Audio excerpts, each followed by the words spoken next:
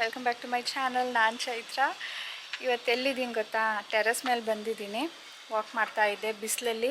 ಸ್ವಲ್ಪ vitamin D ತೊಗೊಳ್ಳೋಣ ಅಂತ ತೊಗೊಳ್ತಾ ಇದ್ದೆ. ಸೊ ಡಾಕ್ಟರ್ ಹೇಳೋ ಪ್ರಕಾರ ಮಾರ್ನಿಂಗ್ 10 to 3 o'clock ಅದ್ರ ಮಧ್ಯ ನಾವು 15-20 ಮಿನಿಟ್ಸ್ ಸನ್ ಬಾತ್ ಮಾಡಬೇಕು ಅಂಥೇಳಿ. ಸೊ ನಾನೊಬ್ಬಳೇ ಬರಬೇಕಲ್ಲ ಅಂಥೇಳಿ ಸಾನು ಕಾಯ್ತಾ ಇದ್ದೆ. ಸಾನು ಬರೋದೇ 4 ಗಂಟೆ ಮೇಲೆ. ಬಂದ ತಕ್ಷಣ ಅವ್ಳಿಗೆ ಕ್ಲಾಸಸ್ ಇರುತ್ತೆ. ಹಾಗಾಗಿ ನಿನ್ನೆಯಿಂದ ನಾನು ಬರ್ತಾಯಿದ್ದೀನಿ. ಟೈಮ್ ಈಗ 2:15. ಹೋಗ್ಬಿಟ್ಟು ಊಟ ಮಾಡಬೇಕು. ಊಟ ಮಾಡಿ ಬರೋಣ ಅಂದ್ಕೊಂಡೆ. ಆಮೇಲೆ ನನ್ನ ಮೂಡ್ ಚೇಂಜ್ ಆಗಿಬಿಡುತ್ತೆ ಅಂದ್ಬಿಟ್ಟು ಬಂದುಬಿಟ್ಟೆ. ಇಷ್ಟು ದಿನ ಸ್ನೇಹಿತರೆ, ನನ್ನ ಲೈಫ್ನ ಫಸ್ಟ್ ಎಕ್ಸ್ಪೀರಿಯನ್ಸು ನಾನು ಹಾಸ್ಪಿಟಲೈಸ್ಡ್ ಆಗಿದ್ದು. ಆ ರೀತಿಯಲ್ಲಿ ನಾನು ಯಾವತ್ತೂ ಹೋಗಿರಲಿಲ್ಲ ಹಾಸ್ಪಿಟಲ್ಗೆ. ನನ್ನ ಡೆಲಿವರಿ ಟೈಮಲ್ಲಿ ಕೂಡ ನನಗೆ ನಾರ್ಮಲ್ ಆಗಿದ್ದರಿಂದ ಒಂದು ಇಂಜೆಕ್ಷನ್ನು ಕೊಡಿಸ್ಕೊಂಡಿರಲಿಲ್ಲ ನಾನು. ಈ ಥರ ನನಗೆ ಹಾರ್ಟ್ ಬೀಟ್ ಚೆಕ್ ಮಾಡು, ಆಕ್ಸಿಜನ್ಸ್ ಚೆಕ್ ಮಾಡು, ECG ಮಾಡು, ಇಂಜೆಕ್ಷನ್ಗಳು ಬ್ಯಾಕ್ ಟು ಬ್ಯಾಕ್ ಕೊಡು, ಆ ಥರ ಏನೂ ಆಗಿರಲಿಲ್ಲ. ಸೊ ನನಗೆ ಅದೆಲ್ಲ ನೋಡಿದಾಗ ಸಖತ್ ಬೇಜಾರಾಗಿತ್ತು. ನಿಮ್ಮ ಜೊತೆ ಪ್ರತಿದಿನದ ವ್ಲಾಗನ್ನು ಶೇರ್ ಮಾಡಿದ್ದೀನಿ. ನಿಮ್ಮಲ್ಲಿ ಕೆಲವೊಬ್ಬರು ಹೇಳ್ತಾ ಇದ್ರಿ ಇದು ಸರ್ಜರಿನೂ ಅಲ್ಲ, ಆಪ್ರೇಷನೂ ಅಲ್ಲ, it's a day care procedure ಅಂತ. ನಂಗೆ ಲಿಟ್ರಲಿ ಅದ್ರ ಬಗ್ಗೆ ಏನೂ ಐಡಿಯಾ ಇಲ್ಲ. ಡಾಕ್ಟರ್ ಈ ಥರ DNC ಮಾಡಿಸು ಅಂದರು. ಹೋಗಿ ನಾನು ಮಾಡಿಸ್ಕೊಂಡು ಬಂದೆ. ಅದೇನು ಎತ್ತ ನಂಗೆ ಕೇಳೋ ಅಷ್ಟು ನಂಗೆ ಪೇಷನ್ಸ್ ಇರಲಿಲ್ಲ. ಅದಾದಮೇಲೆ ನಾನು ಡಾಕ್ಟ್ರ್ ಹತ್ರ ಹೋದಾಗ ಅವ್ರು ಸರ್ಜರಿ ಅಂತ ಏನೋ ಮೆನ್ಷನ್ ಮಾಡಿದ್ದು ನೆನಪು ನನಗೆ. ಹಾಗಾಗಿ ನಾನು ಸರ್ಜರಿ ಅಂದೆ ಅಷ್ಟೇ. ಅದ್ರ ಬಗ್ಗೆ ನನಗೆ ಏನೂ ಗೊತ್ತಿಲ್ಲ.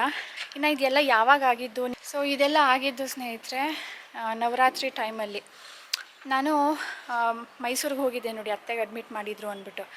ಅದಕ್ಕಿಂತ ಶುಕ್ರವಾರ ಏನೋ ನಾವು ಟ್ರಾವೆಲ್ ಮಾಡಿದ್ದು, ಅತ್ತೆಗೆ ಹುಷಾರಿಲ್ಲ ಅಂತ ಹೇಳ್ಬಿಟ್ಟು. ಅದ್ರ ಹಿಂದಿನ ಶನಿವಾರ ಅಂದರೆ ಒಂದು ವಾರದ ಹಿಂದೆ ಇದೆಲ್ಲನೂ ಆಗಿತ್ತು.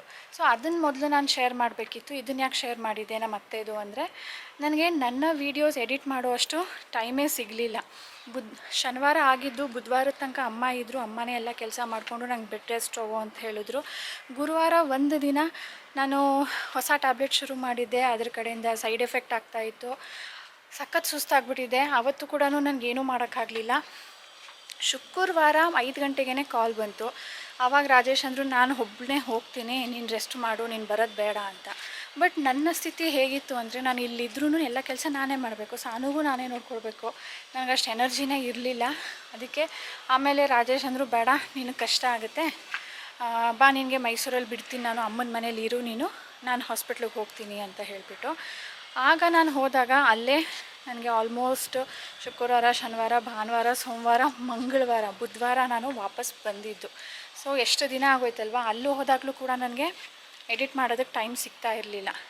ಅಂದರೆ ನನಗೆ ಅನಿಮಿಯಾ ಆಗಿಬಿಟ್ಟು ಎಷ್ಟು ಸುಸ್ತಾಗಿದೆ ಅಂದರೆ 5 ನಿಮಿಷ ಕೂತ್ಕೊಂಡು ಮಾತಾಡೋದಕ್ಕೂ ಆಗ್ತಾ ಇರಲಿಲ್ಲ ನನಗೆ. ನನ್ನ ಸ್ಥಿತಿ ನೋಡಿಬಿಟ್ಟು ನಮ್ಮ ಅಮ್ಮನ ಫ್ರೆಂಡ್ ಒಬ್ಬರು ಪಕ್ಕದಲ್ಲೇ ಇದ್ದಾರೆ. ಅವರು ಯಾಕೆ ಇಷ್ಟೊಂದು ಸುಸ್ತಾಕೊಂಡಿದೆಯಾ, ನೀನು ಅನಿಮಿಯಾ ಆಗಿರುತ್ತೆ, ಇದು ಮಾಡು ಅದು ಮಾಡು ಅಂತ ಅವರೆಲ್ಲನೂ ಹೇಳ್ತಾಯಿದ್ರು. ಎಲ್ಲನೂ ಟ್ರೈ ಮಾಡಿದೆ. ಆಮೇಲೆ ನಂಗೆ ಆಗ್ತಾಯಿಲ್ಲ ಅಂತ ಹೇಳಿದಾಗ ರಾಜೇಶು ಡಾಕ್ಟರ್ಗೆ ಫೋನ್ ಮಾಡಿಬಿಟ್ಟು ಈ ಥರ ಆಗ್ತಾಯಿದೆ ಅಂತ ಹೇಳಿದ್ಮೇಲೆ ಅವರು, ನೀವು ಬಯೋಪ್ಸಿ ರಿಪೋರ್ಟ್ ತೊಗೊಂಡು ಬರ್ತೀರಾ ಅಂದ್ಕೊಂಡ್ರೆ, ಅದಕ್ಕೆ ನಾನೇನು ಮಾತ್ರೆ ಕೊಟ್ಟಿರಲಿಲ್ಲ, ಈಗ ನೀವು ಐರನ್ ಟ್ಯಾಬ್ಲೆಟ್ ಶುರು ಮಾಡಿ ಅಂತ ಹೇಳಿದ್ರು. ಅದು ತೊಗೊಂಡಿದ್ದು 3 ದಿನಕ್ಕೆ ಸ್ನೇಹಿತರೆ ಸ್ವಲ್ಪ ಎನರ್ಜಿ ಬರೋಕ್ಕೆ ಶುರುವಾಯಿತು. ಅಂದರೆ ನನಗೆ ಹೇಳಿದ್ಮೇಲೆ 5 ನಿಮಿಷ ಮಾತಾಡೋಕ್ಕಾಗ್ತಾಯಿಲ್ಲ. ಕೂತ್ಕೊಂಡ್ರೆ ಮೈಕಾಲೆಲ್ಲ ನೋವು ಶುರು ಆಗ್ತಾಯಿತ್ತು.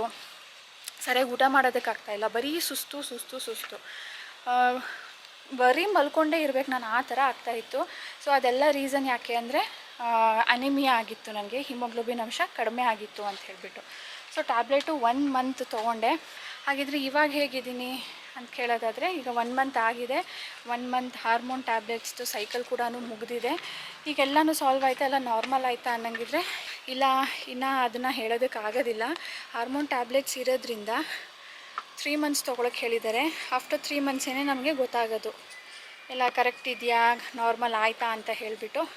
ಸದ್ಯಕ್ಕೆ ಟ್ಯಾಬ್ಲೆಟ್ಸ್ ಪ್ರಕಾರ ನಿಂತ ಮೇಲೆ 21 ಡೇಸ್ ಟ್ಯಾಬ್ಲೆಟ್ ತೊಗೊಳ್ಬೇಕು. ಅದಾಗಿದ್ದು 5 ಡೇಸ್ಗೇನೋ ಟೈಮ್ ಬರುತ್ತೆ. ಅದಾಗಿದ್ದಿನ 3 ಡೇಸ್ಗೆ ಮತ್ತೆ ಶುರು ಮಾಡಬೇಕು. ಆಗ ಸ್ಟಾಪ್ ಆಗುತ್ತೆ ಫ್ಲೋ.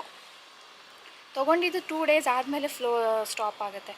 ಸೊ ಈ ಥರ ಆಗ್ತಾಯಿದೆ. 1 ಸಾರಿ ಆಗಿದೆ, ಈಗ ದೀಪಾವಳಿ ಟೈಮಲ್ಲಿ ಆಗಿತ್ತು. ಈಗ ಸೆಕೆಂಡ್ ಶೀಟ್ ಶುರು ಮಾಡಿದ್ದೀನಿ. ನೋಡೋಣ ಸ್ನೇಹಿತರೆ, ಹೋಪ್ ಫಾರ್ ದ ಬೆಸ್ಟ್. ಎಲ್ಲ ಸರಿ ಹೋಗುತ್ತೆ ಅಂತ ಅಂದ್ಕೊಂಡಿದ್ದೀನಿ. ಸ್ಟ್ರೆಸ್ ತೊಗೊಳ್ಬಾರ್ದು ಅಂತ ಡಿಸೈಡ್ ಮಾಡಿದ್ದೀನಿ. ಸ್ಟ್ರೆಸ್ ಕಡೆಯಿಂದನೇ ಈ ಥರ ಆಗಿರ್ಬೋದು ಅಂತ ಡಾಕ್ಟರ್ ಹೇಳ್ತಾರೆ. There are many reasons, ಹೇಳೋಕ್ಕಾಗೋದಿಲ್ಲ.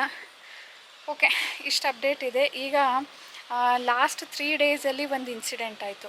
ಇಷ್ಟು ದಿನ ನಂದಾಯಿತು, ನಮ್ಮ ಅತ್ತೆದಾಯಿತು, ನಮ್ಮ ಸಾನೂದು, ಈಗ ರಾಜೇಶ್ ಟರ್ನು. ಈಗ ನೋಡಿ ಆ ಕ್ಲಿಪ್ ಹಾಕ್ತೀನಿ 3 ಡೇಸಲ್ಲಿ ಏನಾಯಿತು ಅಂತ. ಬನ್ನಿ ಆ ಕಡೆ ನೋಡೋಣ. ಕೈ ಅದೇ ಸ್ಟಿಂಗ್ ಏನಾದರೂ ಇದೆಯೋ ಏನೋ ರೀ, ಗೊತ್ತಿಲ್ಲ. ಯಾವುದು ಈ ಗೂಡು ಕಟ್ಟುತ್ತಲ್ಲ, ಮಣ್ಣಿನ ಗೂಡು ಗೋಡೆ ಮೇಲೆಲ್ಲ, ಅದು ಇಷ್ಟು ದಪ್ಪ ಇರುತ್ತೆ ನೋಡು, ಅದು ಕಚ್ಚಿದ್ದು. ನಾನು ಯೂಶ್ವಲಿ ಯಾವಾಗಲೂ ಸಖತ್ ಪೇನ್ ಆಗ್ತಾ ಇದೆ. ಏನು ಗುರು, ಇಲ್ಲಿ ಕಚ್ಚಿದ್ದು, ಸ್ಟಿಂಗ್ ಮಾಡಿದ್ದು. ಈ ಕೈ ಏನಿಲ್ಲ, ಇಲ್ಲಿ ನೋಡು ಊದ್ಕೊಬಿಟ್ಟಿದೆ ಫುಲ್ಲು, ಇಷ್ಟು ಪೋರ್ಷನ್ ಊದ್ಕೊಬಿಟ್ಟಿದೆ. ಇಲ್ಲಿ ನೋಡು ಸ್ವೆಲ್ಲಿಂಗು. ಇಲ್ಲಿ ಫ್ರೆಂಡಿಗೆ ಕೇಳಿದೆ, ಬಿ ಸ್ಟಿಂಗ್ ಆದಾಗ ಸ್ಪೆಷಲ್ ಮೆಡಿಕೇಶನ್ಸ್ ಬೇಕು, ಅನ್ಕೌಂಟ್ರಲ್ ಡ್ರಗ್ಸ್ ಯಾವುದು ತೊಗೊಬೇಡ, ಇಮಿಡಿಯೇಟಾಗಿ ಡಾಕ್ಟ್ರ್ ಹತ್ರ ಹೋಗೋಣ ಅಂತಂದ. ಈಗ ಎಲ್ಲಿ ಹೋಗ್ತೀರಾ? ಫಿಸಿಷಿಯನ್ ಹತ್ರನೇ ಹೋಗ್ತೀನಿ, ಏನಾದರೂ ಮಾಡಬೇಕಲ್ಲ, ಇದನ್ನು ತಡ್ಡಿಯೋಕ್ಕಾಗ್ತಾಯಿಲ್ಲ. ಬೈಕ್ ಕೀ ತೊಗೊಂಡ್ರೆ? ಬೈಕ್ ತೊಗೊಂಡಿದ್ದೀನಿ. ಏನು ನನ್ನ ಡಾಕ್ಟ್ರದ್ದು ಎಷ್ಟು ಬಿಡುಗಡೆ ತೊಗೋಬೇಕು ಅನ್ಕೊತೀನಿ, ಅಷ್ಟು ಡಾಕ್ಟ್ರಿಗೆ ಹತ್ರ ಆಗ್ಬಿಡ್ತಾ ಇದ್ದೀನಿ. ಏನಂದ್ರು? ಯಾರು ಇಂಜೆಕ್ಷನ್ ಕೊಡಿ, ಯಾಕೆ ಲೇಟ್ ಮಾಡಿದ್ರಿ, 3.5 hours ಆಗಿದೆ ಅಂತ ಹೇಳ್ತಿದ್ದೀರಾ, ಅಷ್ಟು ಲೇಟ್ ಮಾಡಬಾರ್ದು ಯಾವತ್ತೂ ಅಂತ. ನೋಡ್ದೆ ಗೂಗಲಲ್ಲಿ ಸ್ಟೆರಾಯ್ಡ್ಸ್ ಕೊಡ್ತಾರೆ. 2 ಇಂಜೆಕ್ಷನ್ ಕೊಟ್ಟರು, ಆಮೇಲೆ ಲೋಷನ್ಸ್ ಕೊಟ್ಟರು. ಒಂದು ಲೋಷನ್ನು ಆ್ಯಂಟಿಬಯೋಟಿಕ್ ಕೊಟ್ಟಿದ್ದಾರೆ 5 ಡೇಸ್ಗೆ. ಟ್ಯಾಬ್ಲೆಟ್ಸ್ 5 ದಿನ ತಗೋಬೇಕು. ನಾನು ಬೇಕೇ ಬೇಕಂತ ಕೇಳಿದೆ, ಇದು ಆ್ಯಂಟಿಬಯೋಟಿಕ್ಕು ಕೋರ್ಸ್ ಕಂಪ್ಲೀಟ್ ಮಾಡಲೇಬೇಕು ಅಂತಂದು ಒಂದು ಅದು ಲೋಷನ್ ಹಚ್ಚೋದಕ್ಕೆ. ಆಮೇಲೆ ಪೇನ್ ಕಡಿಮೆ ಆಗಲಿಲ್ಲ ಸಂಜೆ ತನಕ ಅಂತಂದರೆ, ಊತ ಹಂಗೆ ಇತ್ತು ಅಂತಂದರೆ ಐಸ್ ಪ್ಯಾಕ್ ಇಡಿ. ಬ್ಲಡ್ ಟೆಸ್ಟ್ ಏನು ಹೇಳು? ಇದು ಯಾಕೆ ಸಾನು ಅಲ್ಲಾಡ್ತಾನೆ ಇರಲಿಲ್ಲ ಜಾಸ್ತಿ? ಇವತ್ತು ಅಣ್ಣನಿಯದು ತಲೆಗೆ ತಾಕಿತು. ಒಳಗಡೆ ಹಲ್ಲಿದೆಯೋ ಇಲ್ವೋ ಕಣೆ, ಬಿದ್ದೋಗೈತೀಗ. ಒಳಗಡೆ ಹಲ್ಲು ಕಾಣ್ತಿಲ್ಲ. ಕ್ಯೂವಲ್ಲಿ ಹೋಗ್ತಾ ಇದ್ಲಂತೆ, ಸಡನ್ ಆಗಿ ಸ್ಟಾಪ್ ಅಂದ್ರಂತೆ, ಅವಳು ನಿಂತೇಳಿ ದಡ್ಡ ಅಂತ ಹೊಡೆದಿದೆ. ಚಿನ್ನಿ ಬ್ಲಡ್ ಜಾಸ್ತಿ ಬಂತಾ? ನೋವಾಯ್ತಾ? ನೋವಾಯ್ತಾ? ತಯಕೆ ಹಲ್ ಬಿದ್ರಿ ಯಾಕೆ ಹೇಳ್ಬೇಕು? you'll get a gift no. ಜಾಸ್ತಿ ತಲೆನೋವೇ ಇಲ್ಲ, ಬಿದ್ಬಿಡ್ತು ಬಿಡು. ಇಲ್ಲಾಂದರೆ ಮಮ್ಮ ತಿನ್ನೋಕ್ಕಾಗ್ತಾ ಇಲ್ಲ. ಬಟ್ ಇವತ್ತು ಐಸ್ ಕ್ರೀಮ್ ಕೊಡಲ್ಲ. ಫೇರಿ ಟೇಲಿಗೆ ಕೇಳು. ಫೇರಿ ಟೇಲ್ಗಲ್ಲ, ಫೇರಿಗೆ. ಫೇರಿಗೆ ಶೂಸ್ ಕೊಡಿಸ್ತೀವಲ್ಲ, ಅದೇ. ಹೋಗು ವಾಶ್ ಮಾಡೋದು. ಯೋಚನೆ ಮಾಡ್ತಾಳೆ ಏನು ಗಿಫ್ಟ್ ಬೇಕು ಅಂತ. ಹೋಗೋ, ಏನು ಫೇರಿಗೆ ಏನು ಬೇಕೋ ಅದೇ ಕೊಡೋದು. A baby calling fairy, tooth fairy. ಇಡಿ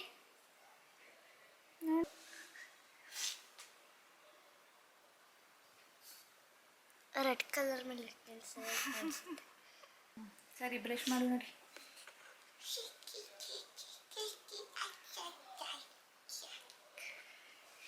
ಅವನು ಇನ್ನೊಂದಲ್ಲೂ ಢಮಾಲ್.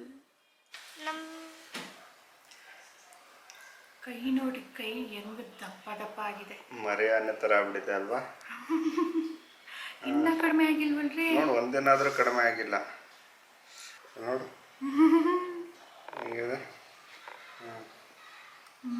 ಜಾನು ಇನ್ನೊಂದ್ಸರಿ ಹೋಗ್ತೀರಾ?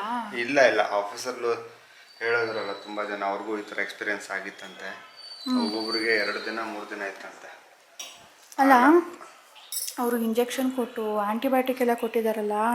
5 ಡೇಸ್ ಆಂಟಿಬಯೋಟಿಕ್ ಇದೆ, ಕ್ರೀಮ್ ಕೊಟ್ಟಿದ್ದಾಳಲ್ಲ ಹಚ್ಚೋದಕ್ಕೆ. ಸಾನು ಅಂತಿದ್ಲಲ್ಲ, ಅಮ್ಮ ಡಾಡಾ ಹ್ಯಾಂಡು ಅಪ್ಪು ಥರ ಆಗ್ಬಿಟ್ಟಿದೆ ಅಂತ. ಸಾಫ್ಟ್ ಇಡ್ಲಿ ಆಗ್ಬಿಟ್ಟಿದೆ. ನೋಡಿ, ಸಾಫ್ಟ್ ಇಡ್ಲಿ. ಸಾನು ಸ್ಕೂಲಿಂದ ಬಂದ್ಲು, ಊಟ ಮಾಡಿದ್ಲು. ಕ್ಲಾಸ್ ಇವತ್ತಿಲ್ಲ, ಅದಕ್ಕೆ ನಾಳೆ ಒಂದು ಡ್ರಾಯಿಂಗ್ ಕಾಂಪಿಟೇಷನ್ ಇದೆ ಅಂದ್ಬಿಟ್ಟು ಡ್ರಾಯಿಂಗ್ ಕಾಂಪಿಟೇಷನ್ ಪ್ರಾಕ್ಟೀಸ್ ಮಾಡ್ತಾ ಇದ್ದಾಳೆ. Me reading in library. ನೀನ್ ಲೈಬ್ರರಿ, ರೀಡಿಂಗ್ ಇಲ್ವಾ? ಸಾನು, ಫೇರಿ ಟೂತ್ ಫೇರಿ ನಿನಗೆ ಏನು ಗಿಫ್ಟ್ ಕೊಟ್ಲು? ತೊಗೊಂಡ್ಬರ್ತಾಳೆ. ಆ್ಯಂಡ್ ನನ್ನ ಬಯೋಪ್ಸಿ ರಿಪೋರ್ಟ್ ಬಂತ ಅಂತ ಕೇಳ್ತಾ ಇದ್ರಿ. ಬಯೋಪ್ಸಿ ರಿಪೋರ್ಟ್ ನಾವು ಆಪ್ರೇಷನ್ ಸರ್ಜರಿ ಗೊತ್ತಿಲ್ಲ, ಡೇ ಕೇರ್ ಪ್ರೊಸೀಜರ್ ಆಗಿದ್ದು 3 ಡೇಸ್ಗೆ ಬರುತ್ತೆ ಅಂತ ಹೇಳಿದರು. ಆದರೆ ಅವ್ರು ಕಳಿಸೇ ಇರಲಿಲ್ಲ ನಮಗೆ. ಅಲ್ಲಿ ಹಾಸ್ಪಿಟಲ್ಗೆ ಹೋಗಿ ಇಸ್ಕೊಳೋದಕ್ಕೆ ಟೈಮ್ ಆಗಲಿಲ್ಲ, ರಾಜೇಶ್ಗೆ ಕೆಲಸ ಜಾಸ್ತಿ ಇತ್ತು ಅಂಥೇಳಿ. ಸೊ ಶನಿವಾರ ಹೋಗ್ತೀನಿ ಅಂತ ಹೇಳಿದರು. ಶನಿವಾರ ನಾವು ಮೈಸೂರಲ್ಲಿ ಇದ್ವಲ್ಲ, ಹೋಗಲಿಲ್ಲ. ಅಲ್ಲಿಂದ ಬಂದ ಮೇಲೆ ನೆಕ್ಸ್ಟ್ ಶನಿವಾರ ಹೋಗಿ ಕಲೆಕ್ಟ್ ಮಾಡಿ ಬಂದ್ವಿ. ಅದಾದಮೇಲೆ ಡಾಕ್ಟ್ರ್ ಹತ್ರ ಹೋಗಿ ತೋರಿಸಿದ್ವಿ. ಅದರಲ್ಲಿ ಗಾಡ್ಸ್ ಗ್ರೇಸ್ ಅಂತಲೇ ಹೇಳ್ಬೋದು, ಆ ಥರ ಕ್ಯಾನ್ಸರಸ್ ಸೆಲ್ಸ್ ಅಂತ ಏನೂ ಇರಲಿಲ್ವಂತೆ. ಒಂದು ನಿಮಿಷ ಮಗ ಇರೋ. ಅಂದರೆ ಬಯೋಪ್ಸಿ ಯಾಕೆ ಮಾಡಿಸೋದು ಅಂದರೆ ಯೂಟ್ರಸಲ್ಲಿ ಏನಾದರೂ ಕ್ಯಾನ್ಸರ್ ಸೆಲ್ಸ್ ಇದೆಯಾ ಅಂತ ನೋಡೋದಕ್ಕೆ. ಕ್ಯಾನ್ಸರ್ ಸೆಲ್ಸ್ ಆದಾಗ ಈ ಥರ ಅಬ್ನಾರ್ಮ್ಯಾಲಿಟೀಸ್ ಆಗುತ್ತಂತೆ. ಅದಕ್ಕೆ ನನಗೆ ಮಿರೇನ ಹಾಕ್ಸೋಕ್ಕೆ ಹೇಳಿದ್ರಲ್ವ, ಅವ್ರು ಕೂಡ ಆ ಥರ ಕ್ಯಾನ್ಸರಸ್ ಸೆಲ್ಸ್ ಇದೆಯಾ ಅಂತ ನೋಡಿಬಿಟ್ಟು ಇಲ್ಲ ಅಂದಾಗ ಮಾತ್ರನೇ ಮಿರೇನ ಹಾಕ್ತೀವಿ ಅಂತ ಹೇಳಿದರು. ಅದು ಹಾಕ್ಸೋ ಇಂಟೆನ್ಷನ್ ಇರಲಿಲ್ವಲ್ಲ ಅಂದ್ಬಿಟ್ಟು ನಾನು ಅವಾಗ ಮಾಡಿಸಿರ್ಲಿಲ್ಲ. ಇವಾಗ ಇಷ್ಟೆಲ್ಲ ಆಯ್ತಲ್ಲ ಅಂದ್ಬಿಟ್ಟು ಅವರು ಮಾಡಬೇಕಾಗಿ ಬಂತು. ನಾನು ಅಂದ್ಕೊಂಡೆ ಇದಕ್ಕೆ ಕಾರಣ ಸಿಗುತ್ತೆ ಅವ್ರಿಗೆ, ಯಾಕೆ ಈ ಥರ ಹೆವಿ ಫ್ಲೋ ಆಗ್ತಾಯಿತ್ತು ವಿತ್ ಕ್ಲಾಟಿಂಗ್ ಅಂತ ಅಂದ್ಕೊಂಡಿದ್ದೆ. ಬಟ್ ಅದಕ್ಕೆ ಕಾರಣ ಸಿಗಲಿಲ್ಲ. ಈ ಥರ ಕ್ಯಾನ್ಸರಸ್ ಅಲ್ಲ, ಏನು ಹಾರ್ಮ್ ಇಲ್ಲ ಅನ್ನೋ ಥರ ರಿಪೋರ್ಟು ಬಂದಿದೆ. ಸೊ ಡಾಕ್ಟರ್ ಹೇಳಿದ್ದು, ಏನು ಹೆದರ್ಕೊಳ್ಳೋದು ಬೇಡ, 3 ಮಂತ್ಸ್ ಹಾರ್ಮೋನ್ ಟ್ಯಾಬ್ಲೆಟ್ನ ಕಂಟಿನ್ಯೂ ಮಾಡಿ, ಅದಾದಮೇಲೆ ಪ್ರಾಪರ್ ಆಗಬೇಕು. ಆಗಲಿಲ್ಲ ಅಂದಾಗ ಮತ್ತೆ ಬನ್ನಿ, ಅದ್ರ ಮುಂಚೆ ಏನು ಬರೋ ನೆಸಸರಿ ಇಲ್ಲ ಅಂಥೇಳಿ. ತೋರಿಸು ಮಗಳೇ. ಸೊ ನೋಡಿ ಏನು ಸಿಕ್ಕಿದೆ ಅಂತ. These are glitters, colour glitters. Every time ಸಾನದು ಹಲ್ ಬಿದ್ದಾಗ ಅವಳು ಟೂತ್ ಫೇರಿಗೆ ಹಲ್ ಕೊಟ್ಬಿಟ್ಟು ಟೂತ್ ಫೇರಿಯಿಂದ ಗಿಫ್ಟ್ ತಗೋತಾಳೆ. First time gift was gold coin. Second time gold card, coin ಇರೋಂಥ ಕಾರ್ಡು. 2ನೇ ಸಾರಿ 5 rupees gold colour coin. 3rd time fake nails, ಅದು 3 ವೀಕ್ಸ್ ಬ್ಯಾಕ್ ಅಷ್ಟೇ. ಈಗ 4ನೇ ಹಲ್ ಬಿದ್ದಿರೋದು ತುಂಬಾ ಬೇಗ ಬಿದ್ದಿದೆ. ಸೊ ಇದು ಗ್ಲಿಟರ್ ಅವ್ರಿಗೆ ಗ್ಲಿಟರ್ ಬೇಕಿತ್ತಾ ಸಾನು ನಿನಗೆ? Are you happy? Thank you ಹೇಳ್ದ ಫೇರಿಗೆ. ಓಕೆ ಸ್ನೇಹಿತರೆ, ಟೂತ್ ಫೇರಿ ಅವಳು ಕಾರ್ಟೂನ್ಸಲ್ಲಿ ನೋಡಿ ನಾನು ಈ ಥರ ಹಲ್ಲಿಡ್ತೀನಿ, ನನಗೂ ಗಿಫ್ಟ್ ಸಿಗುತ್ತೆ, ಕಾಯಿನ್ ಸಿಗುತ್ತೆ ಅಂದ್ಕೊಂಡು ಆಸೆ ಪಡ್ತಾಳೆ. ಏನೋ ಅವಳ ಆಸೆ. ಈಗ ರಾಜೇಶ್ ಹೇಗಿದ್ದಾರೆ, ಅವ್ರ ಕೈ ಹೇಗಿದೆ ಅಂದರೆ 2-3 ದಿನಕ್ಕೆ ಅದು ಕಡಿಮೆ ಆಗಿದ್ದು, ಅಂದರೆ ಇಳಿದಿದ್ದು. 1 ದಿನಕ್ಕೆ ಕೆರೆತ ಇತ್ತು, ಕೆರೆತ ಕಡಿಮೆ, ಮಾರನೇ ದಿನಕ್ಕೆ ಕೆರೆತ ಕಡಿಮೆ ಆಯಿತು. ಆದರೆ ಊತ ಮಾತ್ರ ಹಾಗೇ ಇತ್ತು. 5 ದಿನ ಟ್ಯಾಬ್ಲೆಟ್ಸ್ ಕೊಟ್ಟಿದ್ರು, ಆ್ಯಂಟಿಬಯೋಟಿಕ್ಸ್. ಅವ್ರಿಗೆ ತೊಗೊಳಕ್ಕೆ ಇಷ್ಟ ಇಲ್ಲ, ಬಿಡ್ತಾ ಇಲ್ಲ, ತೊಗೊಳ್ಳೇಬೇಕಾಯ್ತು. ಇವಾಗ ಒಂದು 1 ಮಂತ್ ಬ್ಯಾಕ್ ಏನೋ ಹುಷಾರು ತಪ್ಪಿದ್ರು ನೋಡಿ, ಅವಾಗ ಆ್ಯಂಟಿಬಯೋಟಿಕ್ಸ್ ತೊಗೊಂಡಿದ್ರು, ಮತ್ತೆ ಈಗ ರಿಪೀಟ್ ಆಯಿತು.